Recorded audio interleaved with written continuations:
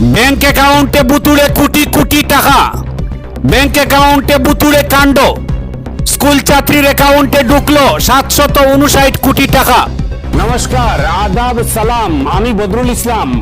SK news চ্যানেলে আপনাদের জানাই আন্তরিক প্রীতি ও শুভেচ্ছা। স্কলারশিপের মাত্র 900 টাকা তুলতে গিয়ে চক্ষু চড়ক গাছ সপ্তম শ্রেণীর এক স্কুল ছাত্রীর।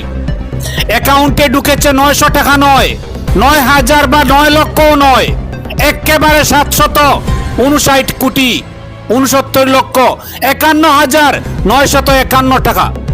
হ্যাঁ, আপনি ঠিকই শুনেছেন, রাতারাতি শুধু কোটিপতি নয়, একেবারে শত কোটিপতি হয়ে গেল এক স্কুল ছাত্রী। তবে এই বিপুল অঙ্কের টাকা দেখে খুশি হওয়া তো দূরের কথা, রীতিমতো আতঙ্কে দিন কাটছে ওই ছাত্রীর পরিবারের। চাঞ্চল্যকর এই ঘটনাটি ঘটেছে কুচবিহারের হলদিবাড়িতে। হলদিবাড়ির উচ্চ বালিকা বিদ্যালয়ের সপ্তম শ্রেণীর ছাত্রী সুপর্ণা রায়, বাড়ি দক্ষিণ বড়, হলদিবাড়ির খালপাড়ায়। স্কুলের জুতো কেনার জন্য রাজ্য সরকারের দেওয়া স্কলারশিপের 900 টাকা তুলতে শনিবার সে গিয়েছিল পাড়ার একটি অনলাইনের দোকানে। যেহেতু শনিবার ব্যাংক বন্ধ, তাই অনলাইনের দোকানই ছিল ভরসা। দোকানি যখন সুপর্ণার সেন্ট্রাল ব্যাংক অফ ইন্ডিয়ার অ্যাকাউন্টের ব্যালেন্স চেক করেন, তখন স্ক্রিনে ভেসে ওঠা সংখ্যা দেখে তার নিজের চোখকেও বিশ্বাস করতে পারছিলেন না। দেখা যায় সুপর্ণার অ্যাকাউন্টে জমা রয়েছে মোট 759 কোটি 69 লক্ষ 51,951 টাকা। ডিজিটাল স্ক্রিনের সেই রসিদ নিয়ে সুপর্ণা বাড়ি ফিরতেই হুলস্থুল পড়ে যায় পরিবারের। খুশির বদলে পুরো পরিবার এখন গ্রাস করেছে তীব্র আতঙ্ক। কোথা থেকে এলো এই বিপুল পরিমাণ বুতুলে টাকা? কোনো জালিয়াতি চক্রের খপ্পরে পড়লো না তো তাদের মেয়ে? এই চিন্তায় ঘুম উড়েছে রায় পরিবারের। বললাম কি হয়েছে বলেন তো আজকে?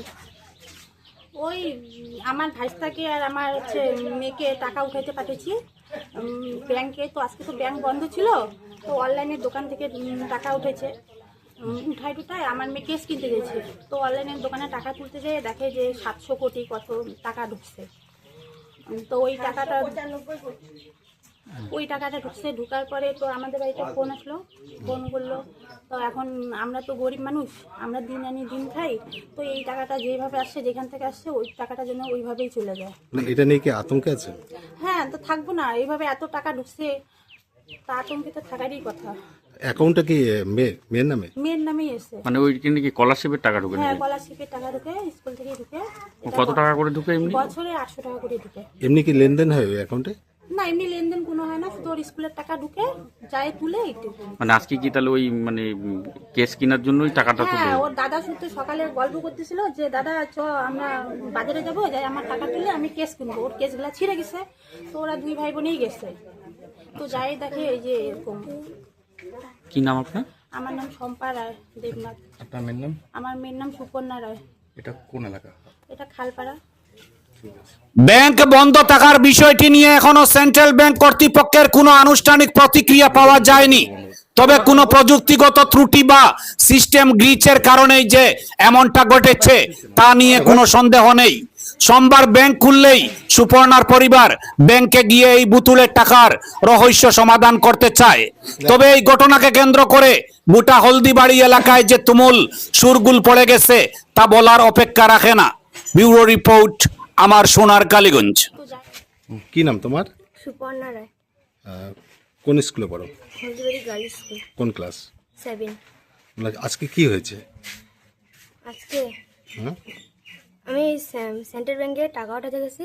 তো মানে কোন জায়গায় গেছিল? দোকানে? হ্যাঁ, অনলাইনের দোকানে। তো গেছি, ঘন্টায় বলছে